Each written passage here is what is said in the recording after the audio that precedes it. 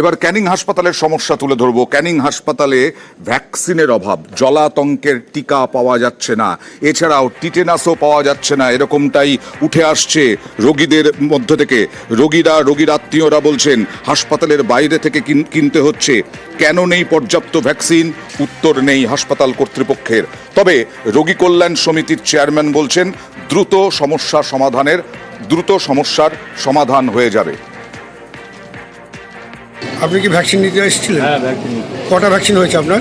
প্রথম হয়েছে, দ্বিতীয়টা এসেছি, কালকে ফিরে গেছে। কিসে কামড়েছে আপনাকে? বিড়ালে। এই যে ভ্যাকসিন তো ডেট অনুযায়ী নিতে হয়, না নিলে তো আবার প্রথম থেকে নিতে হয় বলে এমনই শোনা যাচ্ছে। কিন্তু সেখানে আচ্ছা, কী হবে না হবে আমরা ঠিক আছে। শনিবার ভ্যাকসিন নিতে আসছিলাম। কিসের ভ্যাকসিন নেবেন? কুকুরে কামড়ানোর ভ্যাকসিন। আচ্ছা, তারপরে আসছিলাম, ভ্যাকসিন নেই। আজ 11টা-12টার দিকে চলে গেছি। আজ আবার আসছি, আজও বলছে নেই। আপাতত ওয়েট করতে হবে, নাহলে আউটডোর থেকে নিতে হবে টাকা দিয়ে।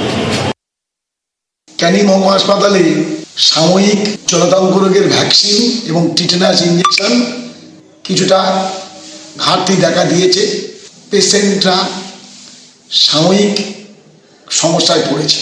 আমরা রাজ্য স্বাস্থ্য দপ্তর ও জেলা স্বাস্থ্য দপ্তরকে জানিয়েছি অবিলম্বে 1 সপ্তাহের মধ্যে টিটেনাস ইঞ্জেকশন এবং জলাতঙ্ক রোগের ভ্যাকসিন সুব্যবস্থা করার জন্য প্রয়োজনীয় ব্যবস্থা গ্রহণ করতে।